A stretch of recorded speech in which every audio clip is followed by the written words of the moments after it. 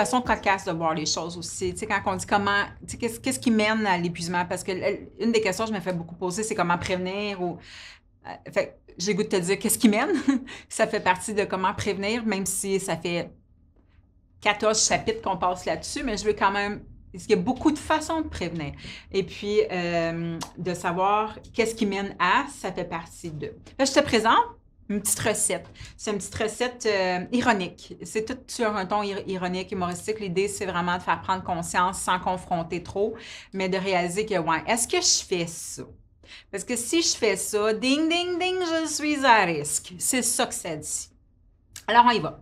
C'est une recette qui est extraite d'un livre qui s'appelle Vos pensées vous définissent. Fait que c'est important de citer la source. Donc, je reviens.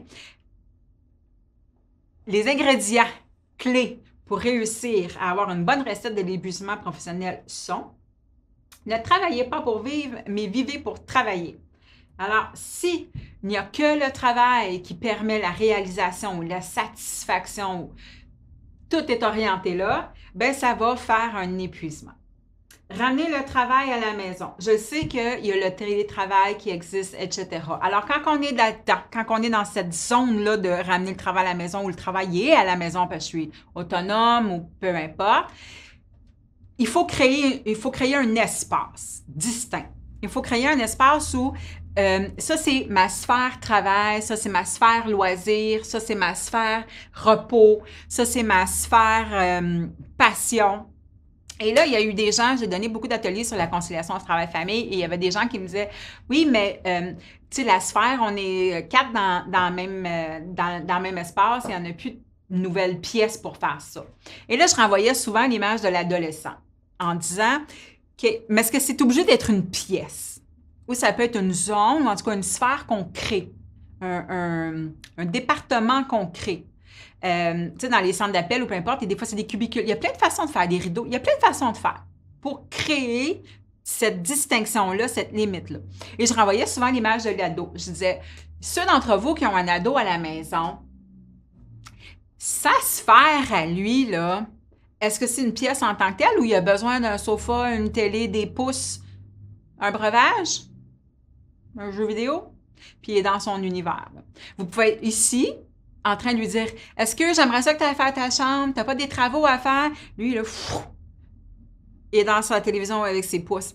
Et il est dans sa sphère. Alors ça, il est en train de vous enseigner comment créer votre sphère, cet adolescent-là. Il est en train de montrer, mais c'est pas compliqué, ça prend quelque chose qui est un espace qui t'est propre. Ça, quand je suis là, puis je suis dans mon espace de jeu, ben c'est mon espace loisir. Probablement qu'il ne fait pas ses travaux scolaires à la même place. Il doit les faire peut-être sur la table de cuisine, il les fait peut-être dans sa chambre, il y a peut-être un bureau dans une pièce. Il les fait ailleurs. Mais c'est la même chose. Alors, si vous ramenez le travail à la maison, on dit idéalement, ça prend une coupure. Il y a des gens qui disent, ben moi, je me lève, je me fais un café, je m'habille, puis je vais à l'extérieur, je fais une tour de voiture, je reviens. Puis c'est comme si je m'étais coupé ma routine. Il y a plein de façons de faire. Mais l'idée, c'est vraiment, si vous ramenez le travail à la maison ou vous travaillez de la maison, comment faire que ça, c'est l'espace précis. Mais c'est pas juste un espace de travail que ça prend. Ça prend différents espaces. Ça prend aussi un espace loisir. Ça prend aussi un espace détente. Parce que si c'est le même espace qui fait tout ça, il va y avoir une confusion dans votre cerveau. Parce que le cerveau, il fait des associations. Le cerveau, tu sais, quand vous allez dans un endroit nouveau, si vous avez déjà été dans une autre ville ou vous avez voyagé, qu'est-ce que vous faites? Ou même quand on stationne bien loin de où est-ce qu'on s'en va, qu'est-ce qu'on fait? On cherche des repères. Et là, ça devient familier. Et là, le cerveau dit, ah oui, je sais, ça c'est pour aller là, ça c'est pour faire ci. Puis là, il est correct. Il n'y a plus besoin de se questionner. Il associe. Alors, si vous avez une zone, une sphère, un espace, lui, il va associer, quand je suis ici, je suis en mode travail. Quand je suis ici, je suis en mode détente. Fait qu'il va envoyer le signal au corps, parce que le cerveau, il exécute des commandes. Fait qu'il va arriver, il va reconnaître l'espace, puis il va dire, ah oui, on se met en mode travail. Fait qu'il va solliciter la concentration, la mémorisation, etc. Ah oui, ici, on est en mode détente. Pouf, il va envoyer le signal. Il y a un état déjà qui va relâcher. Et ainsi de suite. Même chose, on allait voir un spectacle d'humour, bien, fort à varier, dans le trajet, vous êtes dans l'anticipation parce que vous avez envoyé le message, puis vous arrivez là réceptif, prêt à rire. Parce que les commandes ont été envoyées au cerveau. vous rentrez dans la salle, puis vous êtes déjà fébrile à l'idée d'avoir du plaisir. C'est la même chose. Fait que c'est pour ça qu'il faut créer son espace. Ceci étant dit, d'autres ingrédients magiques, n'essayez pas de trouver, c'est ici le mot-clé, n'essayez pas de trouver un équilibre entre le travail et la vie professionnelle. Beaucoup de gens qui vont vers un épuisement font ça. Si c'est un épuisement personnel, c'est que presque toute l'attention et le temps est mis à la vie personnelle. Si c'est un épuisement professionnel, c'est parce que presque tout le temps et l'attention est mise sur la vie professionnelle.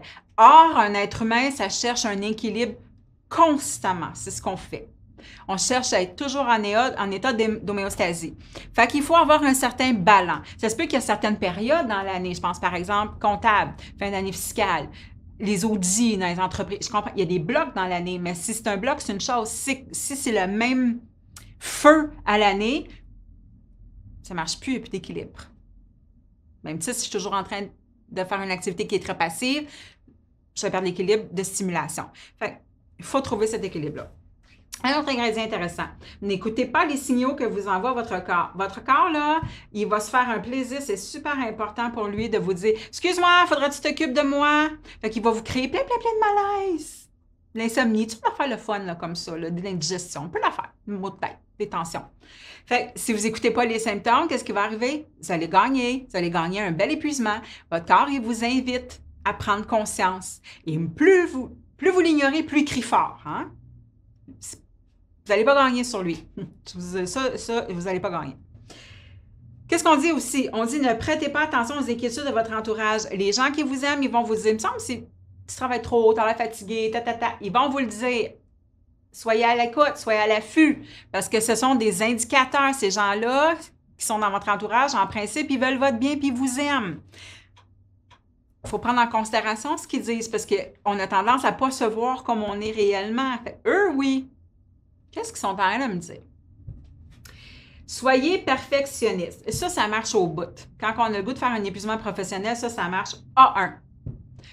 La virgule est-tu bien placée? Le détail, le souci, c'est jamais suffisant. Parce que le perfectionnisme, là, ce que ça dit, c'est qu'on cherche la perfection. Or, la perfection, c'est quelque chose qui ne s'atteint pas.